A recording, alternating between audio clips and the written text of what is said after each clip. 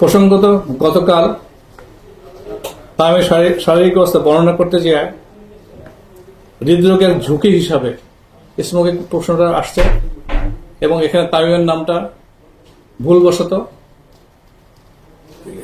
Attach করার জন্য আমি দুঃখিত এবং আমি চাই যে আপনারা এটা মিডিয়ার মাধ্যমে জানানো যে আমরা আসলে রিস্ক ফ্যাক্টর হিসাবে মানে হার্টের রিস্ক ফ্যাক্টর হিসাবে এই প্রশ্নটা করছিলাম। তামিমের নামটা এখানে এসে যাওয়ার জন্য আমরা দুঃখিত। আসসালামু আলাইকুম সম্মানীয় সাংবাদিকবৃন্দ, আজকে শুক্রবার ছুটির দিনে আপনারা কষ্ট করেছেন এই জন্য ধন্যবাদ। আপনারা সবাই অবগত আছেন যে দেশের বরেণ্য ক্রিকেটার তামিম ইকবাল খান গত 24-25 তারিখে হৃদরোগে আক্রান্ত হয়ে কেপিজের হসপিটালে ভর্তি হন এবং সেখানে সে মানে ট্রিটমেন্ট পাওয়ার পর আমাদের এখানে ভর্তি হন 25 তারিখে সকাল রাতেবেলা। আল্লাহর রহমতে উনি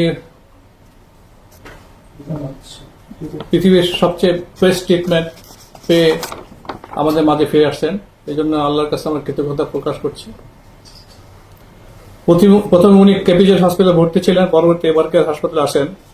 আমরা তার শারীরিক অবস্থা পর্যবেক্ষণ করে আজ মেডিকেল বোর্ড ডিসিশন নিলাম ওনাকে বাড়ি ডিসচার্জ দেওয়ার জন্য, বাড়ি পাঠানোর জন্য with some medication, lifestyle medication, medicine and কিছু রিহ্যাবিলিটেশন প্রোগ্রাম দিয়ে। আমরা তার শারীরিক সুস্থতা কামনা করি, দেশবাসীর কাছে তার জন্য দোয়া চাচ্ছি। আমাদের এখানে ভর্তি হওয়ার পর থেকে তামিম আমাদের সাথে সর্বাত্মক সহযোগিতা করে আসছেন, সেই জন্য ওনার এবং ওনার ফ্যামিলির কাছে আমরা কৃতজ্ঞ। আশা করি উনি দ্রুতই আবার ক্রিকেটে ফিরে যাবেন।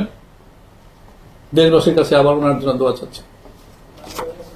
প্রসঙ্গত গতকাল আমি শারীরিক অবস্থা বর্ণনা করতে গিয়ে হৃদরোগের ঝুঁকি হিসাবে স্মোকিং প্রশ্নটা আসছে এবং এখানে তামিমের নামটা ভুলবশত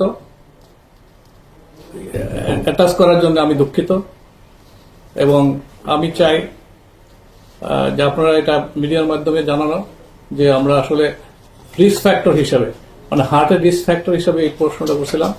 তামিমের নামটা এখানে এসে যাওয়ার জন্য আমরা দুঃখিত। ধন্যবাদ আপনাদেরকে।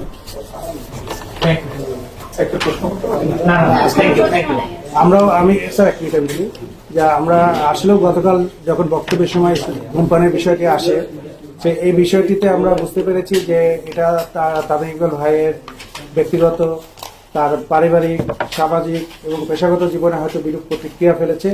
এর জন্য স্যার যেরকম বললেন, আমরা আমাদের পক্ষ থেকে আন্তরিকভাবে দুঃখিত এবং আমরা তামিম ভাইয়ের প্রতি, তার পরিবারের কাছে আমরা ক্ষমা প্রার্থী এবং দেশবাসীর কাছে দোয়া চাই তামিম ভাই যাতে দ্রুত সুস্থ হয়ে খেলায় ফিরে আসেন। সবাইকে ধন্যবাদ।